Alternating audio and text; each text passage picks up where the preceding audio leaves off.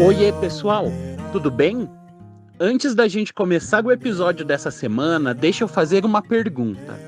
Alguma vez você já se sentiu receoso de fazer ou de dizer alguma coisa com medo de como as pessoas poderiam reagir?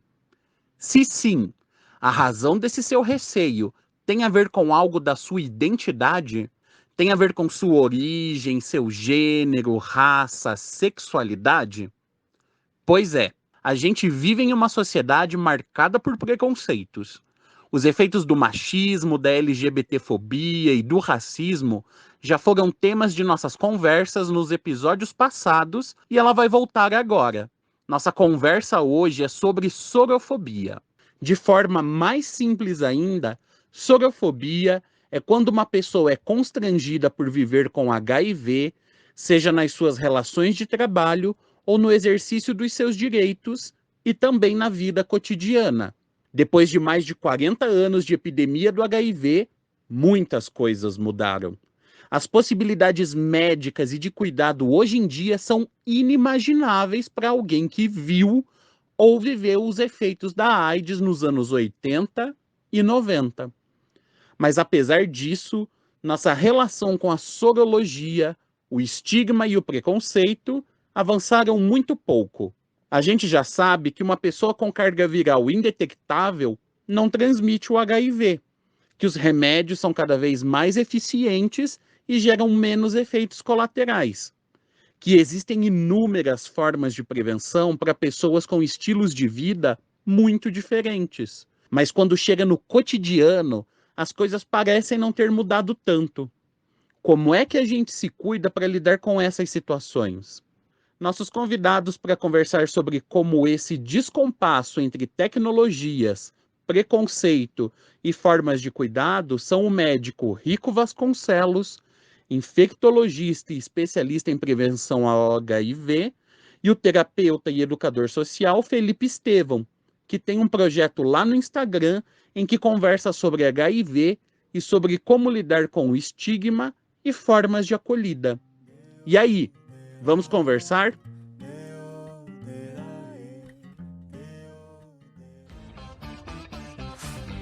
Seja bem-vinda ou bem-vindo ao Viveração, nosso encontro semanal para falar sobre sexualidade, saúde, bem-estar e cidadania. Oi, gente, tudo bem? Bem-vindos ao Viveração. Eu queria agradecer a vocês pela disponibilidade de conversar conosco. E eu queria começar pedindo para vocês se auto-apresentarem. Quem começa? Pode começar, Rico, se você quiser. Eu que agradeço pelo convite, é sempre bom poder falar sobre um assunto que a gente gosta e que acha que é importante, né? Meu nome é Rico Vasconcelos, eu sou médico infectologista, formado pela Faculdade de Medicina da USP, fiz minha residência de clínica geral em infectologia lá também, na USP, e eu fiz o meu doutorado com prevenção de HIV e ISTs. Tenho feito toda a minha carreira acadêmica com pesquisas clínicas dentro do campo da prevenção do HIV. Eu, além disso, trabalho meio que caiu no meu colo, assim, eu não tinha planejado na vida fazer isso, mas eu comecei a escrever no UOL sobre esse assunto e eu percebi que super tinha uma demanda, uma carência de alguém falando sobre esse assunto. Então, eu digo que eu estou virando um comunicador agora, e o que é um grande problema na minha visão, porque médicos não são treinados para isso. O médico é treinado para fazer outra coisa, mas é algo que eu gosto bastante de fazer. Ah, que legal, que legal. E você, Felipe? Oi, pessoal. Meu nome é Felipe, eu sou terapeuta e eu vivo com HIV desde 2004. Criei um canal, um espaço, né, para poder falar, mais do que falar só sobre HIV, mas para a gente poder conversar também sobre as questões da ordem emocional de pessoas que vivem com HIV.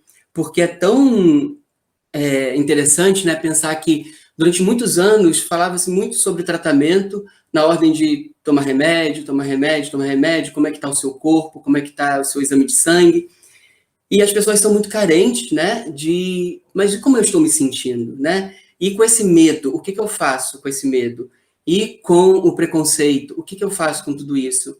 Eu senti muita vontade de ter um espaço para acolher essas pessoas, né? E para falar um pouco dessa minha história de 16 anos e de tudo que eu aprendi, né? E que eu venho trabalhando no consultório com meus pacientes, falando sobre terapia, sobre desenvolvimento humano, sobre sentimentos. Este sou eu. Legal, que legal. Sabe que a minha experiência também foi meio assim, é uma coisa que eu nunca imaginei que eu fosse trabalhar também.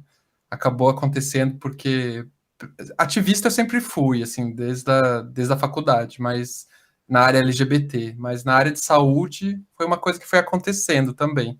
A partir do meu diagnóstico e aí depois em 2019 eu coordenei um grupo de pessoas vivendo com HIV. E até, por exemplo, uma coisa que me chocou muito quando eu comecei a trabalhar com isso foi a questão da adesão, né? Que para mim foi assim um grande choque descobrir que existiam pessoas que não aderiam ao tratamento, assim.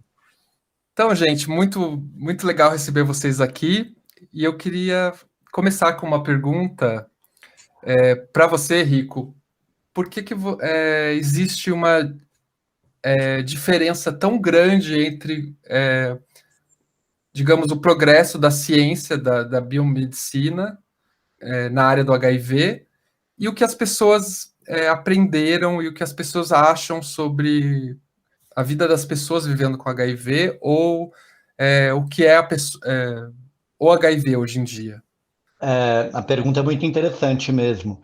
Quando a gente pensa em produção científica, ou, em outras palavras, o que a ciência já avançou, o que já foi produzido de conhecimento sobre esse assunto HIV, de 1981, que foi quando tudo começou, né, há 40 anos, é uma coisa absurdamente grande. Um tema da medicina que teve muitíssimo investimento, que teve muita pesquisa, muita publicação e muitos avanços também, comparando o que era HIV na década de 80 e o que é HIV agora em 2021, dá para dizer que a gente melhorou muito, muito, muito pensando em tecnologias, né? Tecnologias de diagnóstico, tecnologias de prevenção, tecnologias de tratamento das pessoas que vivem com HIV. E caminhamos em direção a tecnologias de cura para pessoas que vivem com HIV também. Mas é muito curioso ver como a gente olha, quando a gente olha para a sociedade e a maneira como as pessoas entendem o HIV, parece que a gente está na década de 80 ainda, né? A maneira como o HIV entrou na cabeça das pessoas, no imaginário popular lá na década de 80, traumatizou, acho que as pessoas e estigmatizou bastante a maneira como elas enxergam essa doença. Eu penso que ninguém gosta da ideia de uma doença transmissível. A Covid está aí para mostrar para a gente, né? Ninguém quer nem imaginar na possibilidade de encostar na maçaneta do elevador e depois pegar Covid porque o vizinho estava com Covid também. Quando a gente fala de doenças transmissíveis por via sexual, aí começa um amontoado de preconceitos e de equívocos do tipo: infecções sexualmente transmissíveis acontecem com quem faz coisa errada, com quem fez o que não devia, se não tivesse feito aquilo, não teria pego. Se não fosse gay, não teria pego HIV. Se não fosse trabalhador do sexo, não teria pego sífilis. Coisas do tipo, que até hoje a gente sabe que são conceitos que circulam na cabeça das pessoas. E, apesar da ciência ter avançado muito, eu acho que a gente avançou muito pouco no combate a esses equívocos de estigmatização em torno dessa doença.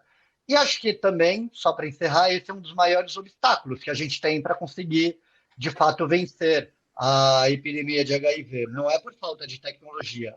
A tecnologia melhorou bastante, mas é por falta de acolhimento, falta de compreensão. E se falta isso, sobra julgamento. E você, Felipe, como que você vê, você enquanto terapeuta ou enquanto pessoa vivendo, né? Como que você vê o impacto dessa imagem que o HIV ainda tem, né? Para as pessoas, assim. Inclusive, enquanto o Rico falava, eu me lembrei de uma das primeiras reuniões que eu fui. Uma pessoa de lá me disse: Meu Deus, mas esse rapaz tem HIV? Ele ficou chocado com a minha cara de saúde. E isso era uma pessoa vivendo com HIV, né? E falou isso, imagina. Então, eu queria escutar o seu comentário também com relação a isso. É um debate muito importante, né, Guto? Porque, como o Dr. Rico falou, né, essa palavra tecnologia, ela é muito poderosa, né? E quando a gente fala de tecnologia da ciência, da medicina, avançou muito rápido, né? Só que o que fica? Os sentimentos, os medos, as angústias, como o Dr. Rico falou, né, tem que mudar a mente da pessoa, né? E como que a gente chega nesse lugar? Né? Como que a gente consegue desconstruir com tantos conceitos e com tantas crenças horrorosas, né, que a gente fica forçando uma barra? Então, eu acho que campanhas, eu acho que quando tem a gente que mostra a nossa cara e a gente aproveita esses espaços, né, é um podcast, é uma conta no Instagram, é um vídeo, para a gente poder ocupar esses espaços e mostrar que, de verdade, é isso, não tem cara, não tem mais, raça, não tem mais conta bancária. HIV está aí para todo mundo que faz sexo ou tem transmissão vertical, tem muitas possibilidades, né? Então, é muito importante que a gente comece a ter esses diálogos e levantar essas bandeiras, né, de cuidar também da saúde emocional, cuidar dos nossos sentimentos, cuidar também das questões objetivas, né?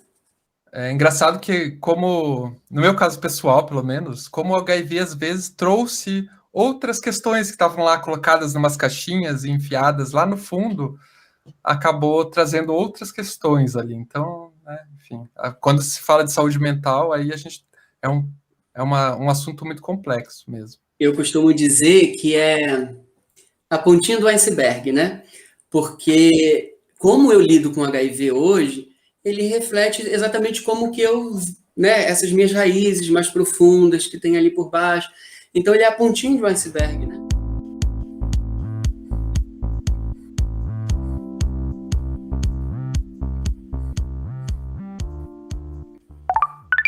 E Rico, vem cá, conta para nós assim um pouquinho quais são as novidades assim nessa área, né? O que a medicina hoje garante para quem vive com HIV ou até na área de prevenção mesmo, né?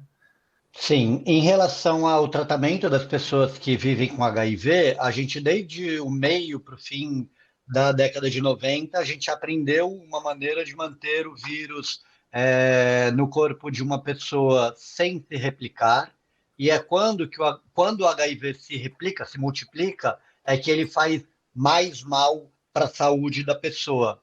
E aí é possível, então, desde a década de 90, manter uma pessoa que vive com HIV saudável ao longo da vida, com saúde, com qualidade de vida, podendo continuar fazendo seus planos, crescendo na empresa, fazendo suas viagens, tendo filho e etc.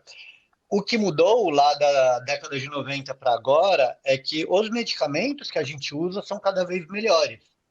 Melhores porque são mais potentes contra o vírus, melhores porque tem menos comprimidos para serem tomados diariamente, melhores porque tem menos interação com outros medicamentos que a pessoa precisa tomar, e melhores porque tem menos efeitos colaterais.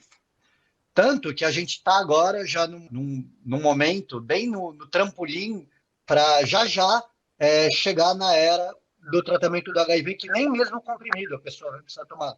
A gente está entrando agora na era do tratamento do HIV com drogas de longa duração, como, por exemplo, um medicamento que foi apresentado no Congresso Mundial agora há uma semana, que é aplicado por via subcutânea, tipo insulina, a cada 6 meses.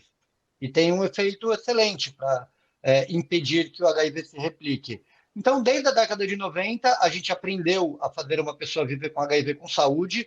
De lá para cá, AIDS AIDS é o nome da doença que o HIV causa quando não tratado, né? Começou a ser um marcador de que o sistema de saúde daquela localidade falhou. Falhou em diagnosticar, em tratar, em vincular a pessoa ao tratamento, e ninguém mais precisa morrer de AIDS hoje em dia, coisa que lá na década de 80 era quase que inexorável. Todas as pessoas praticamente que se infectaram na década de 80 acabaram ficando doentes e adoeceram e morreram, né?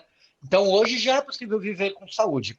Quando a gente fala de cura, ainda está numa etapa inicial de pesquisa, mas a prevenção, da mesma maneira, conseguiu se desenvolver muito.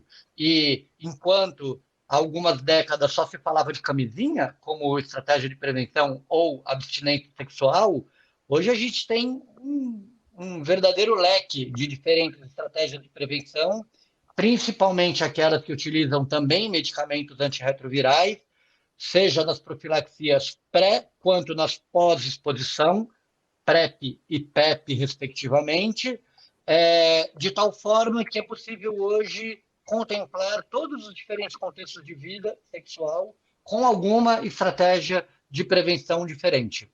Então, ferramentas para fazer com que mais ninguém se infecte com HIV a partir de amanhã de manhã e ferramentas para fazer com que ninguém mais morra em decorrência de AIDS a partir de amanhã de manhã, a gente já tem. Falta acesso a essas estratégias, acesso à informação de que essas tecnologias todas funcionam, e para que esse acesso se expanda, falta um pouco de vontade política e de investimento. Tá bom. Sobre esse assunto da prevenção, inclusive, recentemente eu li o teu artigo falando sobre a série It's Assim, né?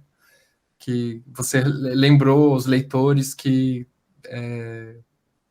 tenham preconceito com relação à PrEP, né? Que é a profilaxia pré-exposição, que a PrEP pode evitar a infecção de muita gente, né? E eu achei muito legal a forma como você escreveu aquele artigo, ligando, né, uma série de televisão que retrata os anos 80 e que a gente tem lá naquela série alguns personagens que se infectam com HIV, né, e acabam desenvolvendo AIDS, quando a gente tem a chance hoje de que ninguém mais tenha que passar por isso, né? Com certeza, é assim, tipo, como que a gente pode ficar tranquilo de ainda ter 42 mil novos casos de infecção por HIV registrados anualmente no Brasil, número esse que não está caindo, e alguém ser contra a PrEP? Como se HIV já fosse uma questão resolvida e a PrEP fosse algo completamente supérfluo, que isso só vai gastar dinheiro, só vai fazer as pessoas transarem sem camisinha, e só vai fazer com que as ISTs outras não HIV se espalhem. Não, gente. Enquanto a gente tiver gente pegando HIV no Brasil, a gente tem que se empenhar para melhorar a nossa prevenção. É engraçado, assim, eu tava pensando que tem uma palavrinha, né, que acaba entrando sempre quando a gente tá falando sobre esses assuntos, que é estigma, né? O estigma acaba afetando não só as pessoas que vivem com HIV, mas também a PrEP, né, como a gente acabou de lembrar, e também até o próprio HIV, né, as ISTs, né? E eu queria perguntar pro Felipe, o que você acha com relação a esse assunto, né, o estigma? Porque é uma coisa assim que eu sempre falo para o pessoal que me procura e tal, que a gente tem que tentar desestigmatizar até a IST, a sexualidade, né? Porque se você transa, se você faz sexo, uma hora pode acontecer alguma IST, não tem nada de vergonhoso nisso, né? É interessante, né? Porque quando a gente fala assim, né? Qualquer pessoa que tem uma vida sexual ativa, né? E está fazendo sexo, corre riscos. Eu gosto de fazer um paralelo do tipo, eu vou atravessar a rua, é arriscado, né? Viver é arriscado, né? Então, quanto mais a gente conversa sobre essas coisas e traz para o debate, falar sobre sexo, falar sobre... Pois você, né, foi ali, fez um sexo e aí se infectou com sífilis, com alguma coisa, porque nós estamos vivendo, né? E a vida fala sobre correr riscos, né? E como é que a gente desmorona com tudo isso, né? Porque de verdade é isso, né? O que o Dr. Rico falou. Quando eu me infectei em 2004, eu já tive algumas experiências, né? Do tipo, lá na minha época, eu nem comecei com remédio. Esperava-se o CD4 chegar num nível, né, de 250 para poder começar o tratamento. Hoje em dia, não. Hoje a pessoa já inicia o tratamento muito rápido. Você imagina, na minha época não tinha nem essa lógica, né, de indetectável igual a intransmissível. Então, a gente avançou bastante, a gente tem bastante recurso, bastante tecnologia para a gente conseguir trazer o HIV para o debate, para a gente poder acabar com esses estigmas, né, e com a discriminação. E o importante quando a gente fala em riscos, né, relativo à sexualidade, assim, a gente tem que pensar que se você tem uma vida ativa sexualmente, o importante é escolher algum método de prevenção, usar alguma estratégia e não ficar com culpa, né? Culpa porque tem uma vida sexualmente ativa ou porque aconteceu uma IST. Inclusive, a gente pode lembrar, né? Acho que o Rico pode falar um pouco mais, que a testagem também é uma estratégia, né, de prevenção. A testagem e o tratamento, né? Com certeza. Você lembra que eu falei agora há pouco que lá no início da década de 80 criou-se a ideia de que a IST ou HIV ou qualquer outra aconteciam com quem tinha feito o que não devia, coisa errada. O equívoco enorme está no fato de que uma IST pode acontecer com qualquer coisa, como você disse, que tem vida sexual ativa. Se essa fosse a construção que a gente tivesse na cabeça, a orientação que seria dada era: se você tem vida sexual ativa, tenha uma rotina de testagem. Porque quanto antes você descobrir qualquer que seja a IST, melhor vai ser para você, no caso do HIV, para iniciar o tratamento precocemente, como o Felipe falou, ou no caso das outras ISTs, você tratar e se curar mais rapidamente. Todas as ISTs têm tratamento e você consegue fazer maravilhas, e na maioria delas você cura. A única que não tem cura é o HIV. E é por isso que a gente tem mais estratégias de prevenção desenvolvidas para o HIV, no caso da PrEP e da PEP. No caso das outras ISTs que têm cura, se você faz o diagnóstico rápido e trata e cura, você quebra ali uma cadeia que poderia te levar a uma forma grave daquela doença, por exemplo, sífilis, mas você também quebra uma cadeia de transmissão para outras pessoas. O que torna essa história um pouquinho mais complexa e que nem sempre as pessoas estão cientes é que é perfeitamente possível uma pessoa pegar uma IST, qualquer uma delas, e não ter sintoma nenhum. Então, uma pessoa pode ser uma portadora assintomática de uma IST, sem saber, e estar transmitindo para frente. Nesse aspecto, a testagem ganha ainda mais importância, porque você vai encontrar aqueles portadores assintomáticos. Um pequeno parênteses, é por causa dessa característica de que é possível ter uma infecção e não ter sintoma nenhum, que a OMS, a Organização Mundial da Saúde, em 2016, recomendou que a gente parasse de chamar DST e passasse a falar IST, infecção sexualmente transmissível, já que doença sexualmente transmissível, o D de doença pressupõe sintomas. Eu jamais falaria para você: Guto, hoje eu estou super doente, na gravação aqui do podcast. Aí você ia me perguntar: o que você está sentindo, Rico? Aí eu: nada. Não, doença pressupõe sintomas. Quando você fala IST, você está considerando tanto as sintomáticas quanto as assintomáticas. Então, testar é o começo de tudo. E é importante também porque, né, se a gente está, por exemplo, assintomático de clamídia, não sei se eu estou certo, mas a facilidade para pegar, por exemplo, para se infectar com HIV é maior, né? Então, se a gente se testa também para as outras ISTs, para clamídia, gonorreia, a gente está fechando a portinha. Fechando não, né? Mas está dificultando a vida do HIV, né? Sim, a presença de outra IST multiplica a chance do HIV se transmitir. Não importa se a outra IST está em mim ou na minha parceria. E uma pergunta, Rico.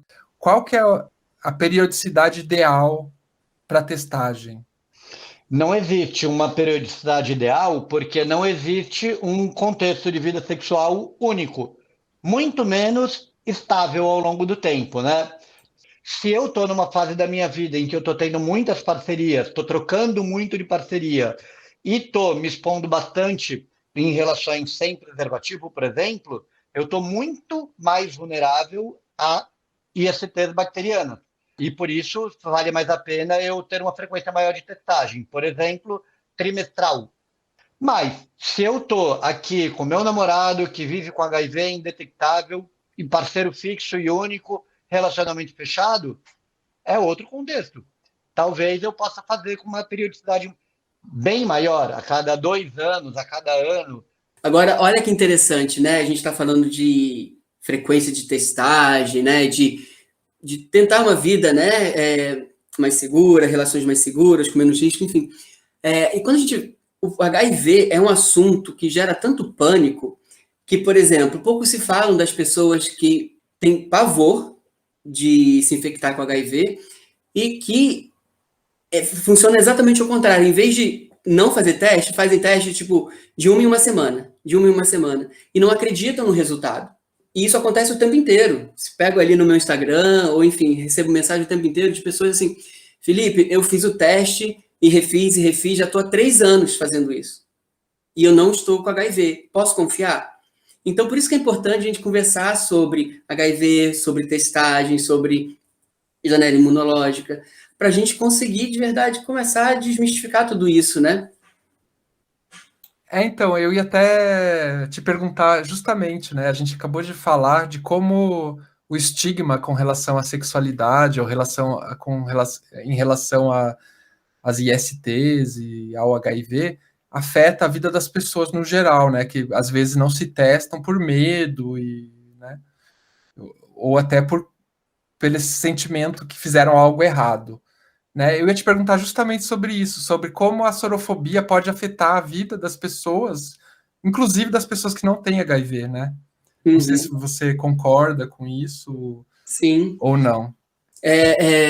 Porque, no por caso, exemplo... No exemplo que você deu agora, é um caso, né, de como a sorofobia afeta, inclusive, pessoas que não têm HIV. Isso. Não, afeta em todas as dimensões, né? Porque você imagina, vamos lá, eu, homem hétero, que não sei o quê, não vou fazer teste, porque e se eu estiver com HIV? O que eu vou fazer? Como que eu vou reportar isso para minha família? Como que eu vou lidar com isso? Então é melhor que eu não saiba, né? Porque como é que eu vou lidar com isso? Ou, é melhor não fazer o teste, porque, eu vou lá no posto pegar remédio, vou passar minha vida inteira tomando remédio. Enfim, a sorofobia, ela pega a gente em várias dimensões, né? Como o doutor falou, né? Até a gente conseguir manter um paciente no tratamento, tem que articular várias coisas ao mesmo tempo. Uma pessoa que tem medo de descobrir que tem alguma coisa, ela fala, eu não estou sentindo nada, eu não tenho nada, então é melhor que eu não saiba. Para que eu vou ficar procurando alguma coisa, né? E é muito equivocado, né? Porque, na verdade, você começa o tratamento, você começa a se cuidar e você sabe que se não passa nada, você vai ter uma vida muito saudável. E aí, por exemplo, esses casos que eu te falo, né? A pessoa, ela não acredita no teste e ela vive completamente transtornada. Ela vive numa angústia muito profunda. Porque ela não consegue se libertar disso, né? Ela não consegue acreditar que o teste deu negativo e que ela pode ir lá seguir a vida dela em paz. E uma outra também que me ocorreu agora, uma outra dimensão, que uma pessoa que não tem HIV pode ser afetada pela sorofobia, é quando ela diz não para um relacionamento, né, para uma pessoa, porque essa pessoa tem HIV, por exemplo, né? Também isso eu acho que provavelmente é uma dimensão bem ruim, assim, não só para a pessoa que vive com HIV, mas para ela também, eu acho. Sim, a gente começou a falar de um termo aí que a gente não apresentou direito para quem está nos ouvindo, né? Sorofobia é o nome que a gente resolveu usar aqui no Brasil, em português, para aquela discriminação, para aquela aversão ao HIV e às pessoas que vivem com HIV por viverem com esse vírus, né? E esse foi o nome proposto para começar um movimento de luta contra essa discriminação, uma vez que para outras formas de discriminação do mundo já havia um nome. Não é possível você lutar contra a homofobia se não houver um nome para denominar, né? Transfobia, xenofobia, machismo, racismo e etc. e tal. E eu acho muito interessante não, muito frequente, e eu percebo como é intenso ouvir dos meus pacientes que, os que vivem com HIV, que em 2021, com todas essas tecnologias que a gente falou no começo aqui da nossa conversa, o pior de se viver com HIV não é medo de morrer, não é efeito colateral, não é número de comprimidos, mas é o medo da sorofobia. E muitos dos pacientes não sabem nem, sei lá, identificar o que está acontecendo, mas eles dizem para mim, por exemplo, eu tenho pânico que um dia alguém descubra que eu vivo com HIV. E eu entendo que ele está dizendo para mim, que ele morre de medo que alguém ache dele aquilo que normalmente se acha de pessoas que vivem com HIV. Tá vendo? Deu para todo mundo, usava droga, fazia programa. Então ele tem medo do julgamento, tem medo dessa aversão, dessa discriminação, de uma rejeição no relacionamento, como o Guto falou agora há pouco. Então, na minha cabeça, a sorofobia é o maior problema, como eu falei no começo, para a gente conseguir obter os máximos resultados positivos que as boas tecnologias desenvolvidas já nos trouxeram, né?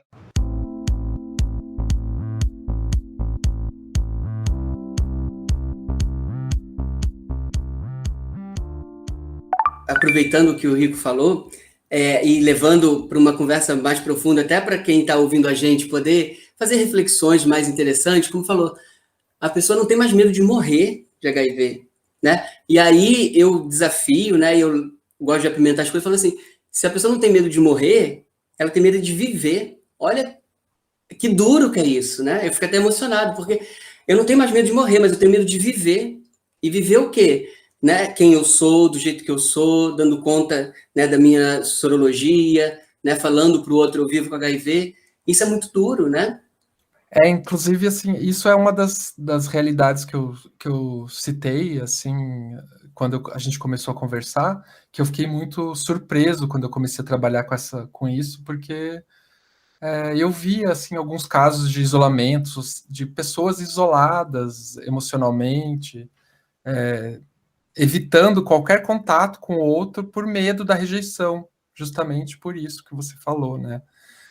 E às vezes até me pergunto se a gente está aqui no nosso podcast, um podcast de um tema, de um assunto só, né? Mas eu tenho certeza que é muito importante falar para o público, principalmente para o público LGBT, né? A importância de se discutir o HIV, né? Porque não só é como a homofobia, né? A homofobia não afeta só quem é vítima da homofobia, ela afeta inclusive os heterossexuais. E eu acho que um paralelo com a sorofobia pode ser feito também, né? Ela afeta não só quem vive com HIV, mas ela afeta quem não vai fazer não vai fazer o exame porque tem medo, ou porque tem esse julgamento aí o que vão pensar de mim, né? Com certeza. Esse paralelo eu adoro usar, que eu falo para os pacientes recém-diagnosticados com HIV, que assim como um homem gay, quando se identifica como homem, rapaz, jovem, gay, ele, antes de qualquer coisa, vai ter que aprender a lidar com aquela homofobia que existe no mundo, e muitas vezes que existe dentro dele próprio, porque o normal do Brasil é uma pessoa nascer e crescer homofóbica, e quando ele aprende a lidar com essa homofobia toda, ele encontra um pouco de paz na sua orientação sexual. Um rapaz que descobre que vive com HIV, ele vai ter que fazer um processo muito parecido. Ele vai se deparar com uma parede de sorofobia que é totalmente institucionalizada. Então ele vai ter que aprender a lidar com essa sorofobia, que muitas vezes está dentro dele também. E aí, quando ele consegue aprender a lidar com isso, e quando a gente tira a sorofobia da história e fica apenas com a parte que realmente interessa, a parte de deixa eu mostrar para você o que a gente tem para fazer para a sua saúde, fica tudo simples. Quando você dá para o HIV o verdadeiro tamanho dele, o tamanho de um vírus, pequenininho, que é fácil de diagnosticar, que é fácil de tratar e manter a pessoa com saúde, tudo fica besta, tudo fica simples. O difícil é fazer a pessoa aprender a lidar com essa sorofobia toda. E, Guto, você falou que algumas pessoas passam por um período meio isoladas. Algumas pessoas, não é, Felipe? Você deve ter paciente assim, passam toda a sua encarnação desse jeito. Que falam, nunca mais vou ter um namorado, fecha a portinha e começa a parar de se comunicar com amigos antigos, para de fazer as coisas que ele gostava e se fecha. Eu tenho vários pacientes no meu consultório que me contam que a única pessoa que sabe do mundo que ele vive com HIV sou eu. Não é bom viver dessa maneira, né? O peso disso deve ser bem forte, assim, né? Eu me lembro sempre de um conhecido meu que levava também os remédios na mochila.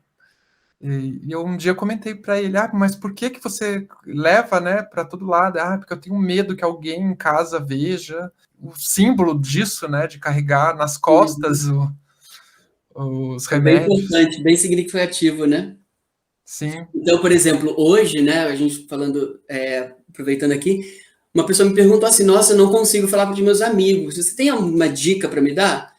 E eu achei tão interessante isso que eu falei assim, eu acho que a primeira dica é você começar a se perguntar o que é amizade para você, né? O que você entende como amigo? Porque amigo é aquele companheiro, amigo é aquele que te ajuda, aquele que vai te ouvir, que vai te acolher. Então, se você tem amigos que não são capazes de fazer isso, talvez você tenha que ter outros amigos, ou confiar nos seus amigos, e aí a gente começa a abrir umas portas, né? Sim, é verdade. E é engraçado que o Rico falando dos pacientes dele, eu me dei conta agora que talvez o meu médico, toda vez que eu vou lá, né, a cada 6 meses, ele pergunta, e como que tá a vida, tá namorando, tal? E eu falava, meu, por que ele quer saber da minha vida? Deve ser por isso, provavelmente. Eu nunca tinha pensado nisso, assim, deve ser para saber se eu tô... É ultra frequente, Guto, pessoas que falam para mim assim, eu até tô deixando as historinhas começarem com pessoas com quem eu tenho alguma afinidade, mas chega um momento que eu ejeto, falo, não vou mais responder, sumo, bloqueio a pessoa porque eu não quero nem passar pela possibilidade de um dia ter que responder a pergunta, vamos fazer uns exames para a gente poder tirar a camisinha? Ele fala, não quero ter que falar para ele que eu tenho HIV. E como que eu vou dizer que eu não posso fazer o exame? Aí eu digo para ele, por que você não fala? Eu estou indetectável, a gente já pode transar sem camisinha, desde que os seus exames estejam todos ok para as outras ISTs. Mas não, a pessoa aborta os relacionamentos. Então é por isso que a gente pergunta, e aí, tá namorando? Tá vivendo? Muito frequente. E precisa perguntar, né? Porque talvez, né, estar com o médico seja o único momento de fala e de escuta desse paciente, né? Então o médico pergunta, né? E tá trabalhando? Como é que tá a sua vida? Tá namorando? Para entender como que esse paciente está posicionado na vida, né?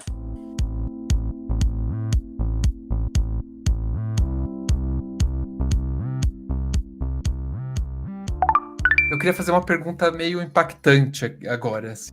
O que vocês diriam para uma pessoa que acabou de ter o diagnóstico de HIV? Quem quer começar? Eu acho que eu posso começar. Geralmente as pessoas elas perguntam, né? E aí, vai ficar tudo bem? E eu sempre gosto de responder assim, depende de você, né? Porque são dois caminhos que se abrem, né? Como que você quer escolher esse caminho? Você tem, o Dr. Rico falou, tem tecnologias avançadíssimas, né? Como que você vai lidar com isso agora? E sempre é bacana, eu sempre gosto de me colocar muito à disposição, que essa ideia de você não estar sozinho, essa ideia de você não estar junto, você não estar sozinho, e aí tá na mão dessa pessoa. Como que ela vai ser daqui para frente essa vida? Porque ela pode ser muito incrível, pode ser muito legal, pode ser saudável, pode ser um momento de muito de autocuidado, de encontro consigo mesmo, de melhorar muitas questões, né? Até me veio agora até a ideia de, a partir desse momento de crise, até a gente pode melhorar outras áreas da vida, né? No meu caso, por exemplo, eu melhorei travas sexuais que eu tinha e tal, a partir de repensar isso tudo e pensar a sexualidade e tal.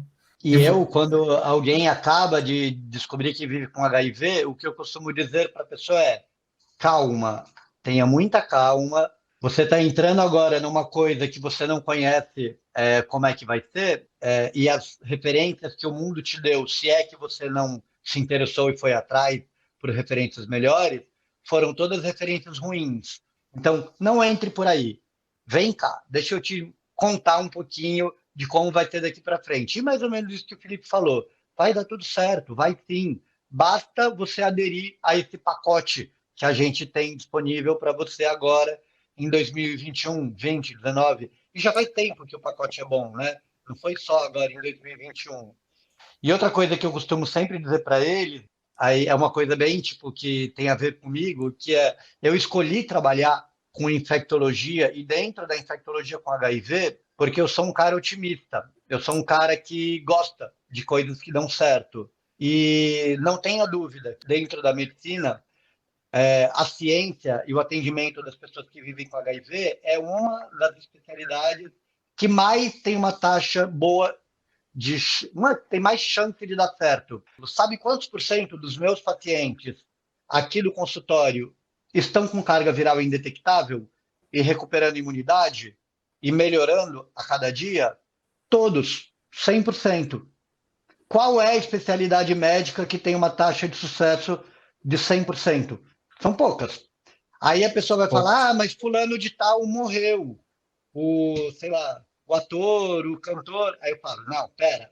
Quando a pessoa não adere, ou quando a pessoa não teve oportunidade de aderir a esse pacote que eu estou te falando, aí as coisas podem não dar tão certo assim. Mas não é o seu caso. Você está fazendo o diagnóstico num momento muito oportuno. Então, não vai acontecer aquilo com você. Vai acontecer isso. Vai ficar tudo bem. Aí as pessoas acalmam. Mas eu começo dizendo, calma, tenha calma. Eu já vi paciente, vejam, que quando viu no site do laboratório o reagente para o HIV, ligou para o namorado e terminou o namoro, sem explicar por quê. Ligou para o patrão e pediu demissão, sem explicar por quê.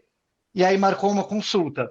Aí eu falei, menino, você vai ter que ligar para o namorado de novo para voltar o namoro, vai ter que ligar para o seu chefe para dizer, desculpa, eu estava louco, não quero pedir demissão, não. Porque não tem nada disso. Calma, calma. A gente ficou com a imagem, talvez, ali, enfim.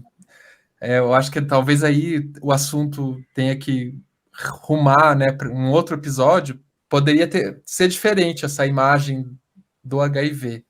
Mas enquanto não é, a gente está aqui para falar sobre ele bastante. Mas estamos aqui para transformar essa realidade, né? Sim. A gente está aqui falando todo dia na internet, falando, insistindo, repetindo as mesmas coisas, e vamos falar até não precisar mais.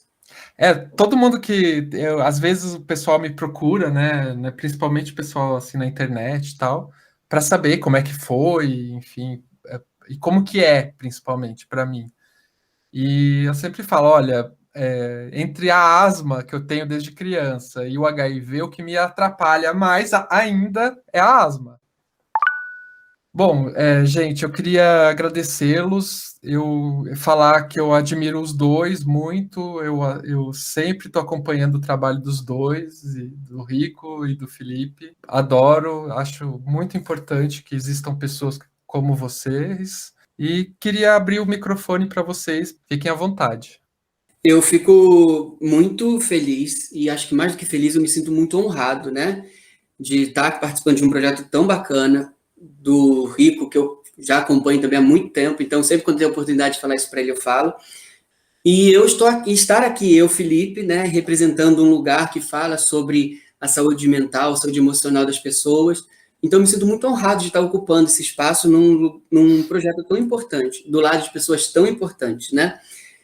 Então, meu recado para as pessoas é: cuidem-se e cuidem muito da sua saúde emocional, porque é isso que é o nosso pilar, né? É isso que fica, né? É como que a gente entra numa relação amorosa, com a nossa bagagem emocional. Como a gente entra numa pandemia, com a nossa bagagem emocional. Como a gente vai lidar com o HIV, com a nossa bagagem emocional. Então, vamos cuidar disso e dar esse respeito, porque a saúde emocional, ela importa. Dúvidas sobre HIV, sobre todas essas coisas que a gente falou, tá lá pode me encontrar no meu perfil, @felipe.estevam.leve. E eu também, da mesma forma que o Felipe, fico muito honrado e feliz de estar aqui.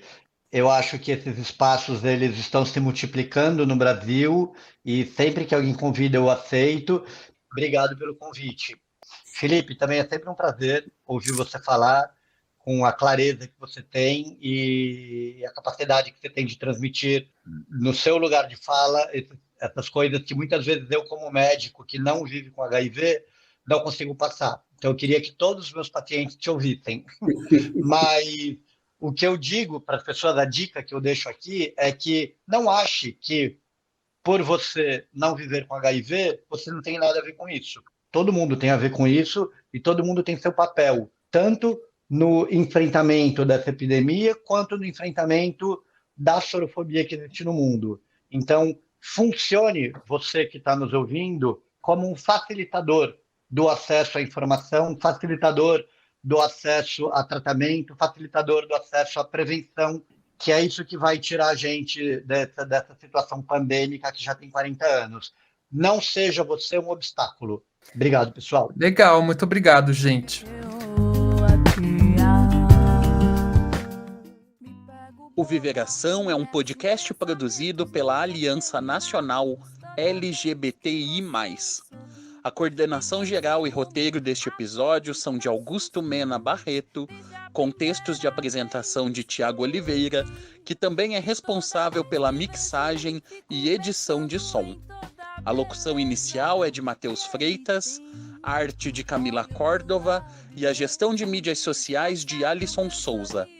Breno Gonçalves é responsável pela secretaria do projeto.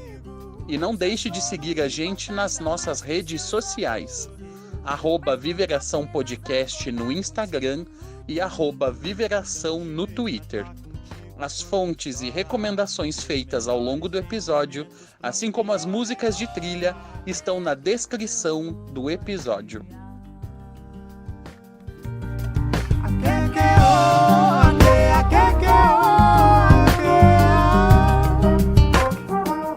Me pego bobo, imerso em pensamentos nunca terminados. Toda vez que você sorri, fiquei sem rumo, atônito, suspirante, desde a primeira vez que vi. E toda vez que vejo, fico pensando em toda a beleza que ele tem. Olho pro lado e mesmo disfarçado, meu sorriso sai também. Contigo comigo, seu choro me importa ainda mais que seu sorriso. Mais do que apenas acordar contigo no domingo. Importante mesmo é estar contigo quando chorar.